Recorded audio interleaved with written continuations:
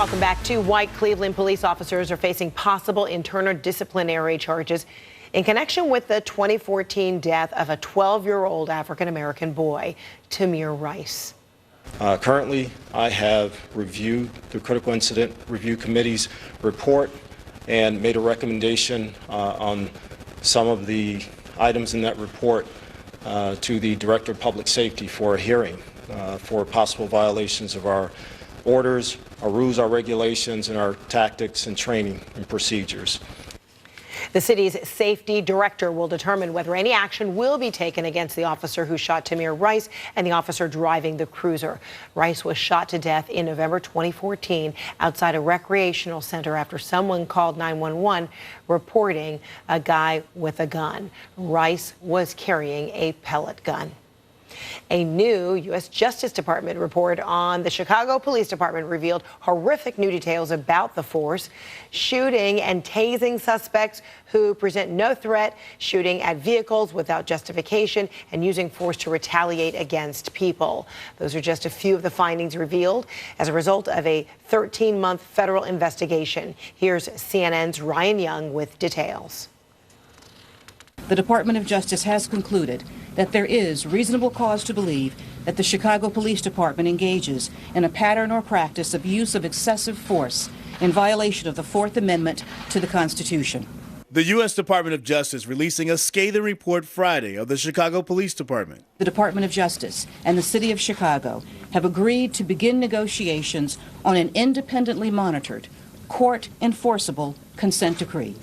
The first steps after a 13-month-long federal investigation of a department that has been under heavy scrutiny over officer-involved shootings and practices. The systems and policies that fail ordinary citizens also fail the vast majority of Chicago Police Department officers. The Justice Department began its investigation into CPD amid the public uproar over the 2014 fatal shooting of 17-year-old Laquan McDonald, who was shot 16 times by police. Investigators said they found numerous incidents of unjustified force, including shooting at fleeing suspects who presented no immediate threat. All signs investigators believe point to officers that are deficient in training, including de-escalation tactics, knowing when to use deadly force, and who have a clear need for more supervision. We observed training on deadly force that used a video made decades ago with guidance inconsistent with both current law and internal policy.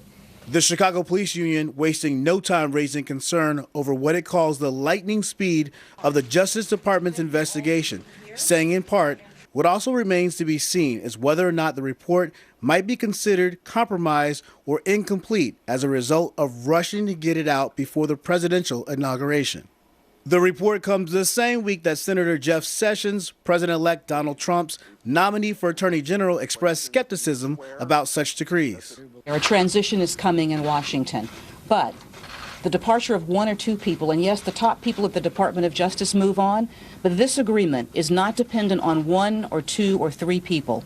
Body cameras, new training, and more oversight are all practices Chicago's mayor believes will make for a better police force. All those things are things that officers themselves have asked for and asked of us, and we haven't done our job, both as the leadership of the police department and the city, providing the officers what they need.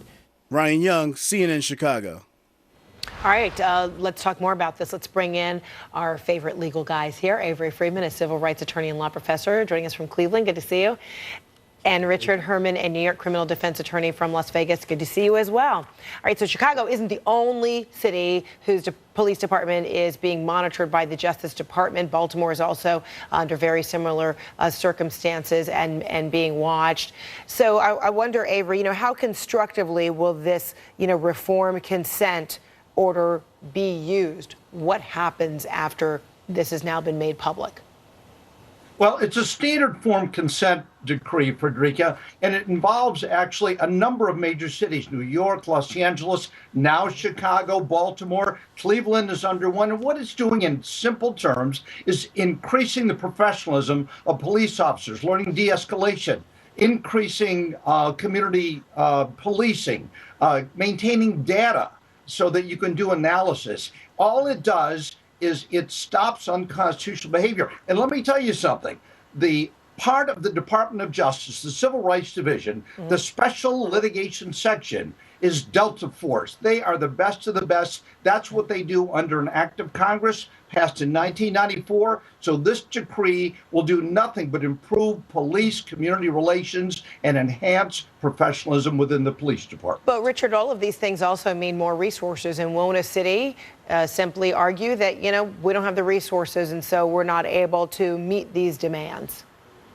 As soon as you put a monitor in, Fred, the price goes through the roof. And the bigger problem, and while it's a yeoman's effort to put these reports together, and they bind them up nicely, and they throw darts at the police departments and the oversight of the police department, and they pick out all these problems that exist, which basically is common sense. You don't need to take 10 months to come up with a report like this. The enforceability of these agreements, Fred, is the problem now. And the Trump administration is pro-aggressive law enforcement.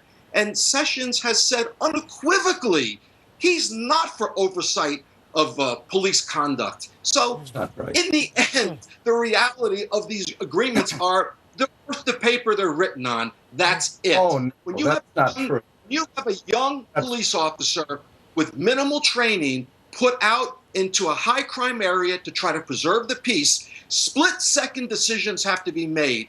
Those are the ones that are being criticized right now. Education seems to be the only alternative. I don't know how else you can prevent these problems, Fred. So then, Avery, is this a challenge, you know, that the outgoing AG is giving to an incoming AG in terms of, you know, this is an area, these are cities that need to be closely watched. You know, it's up to you, the next person who takes the helm of the Department of Justice, and here's the challenge?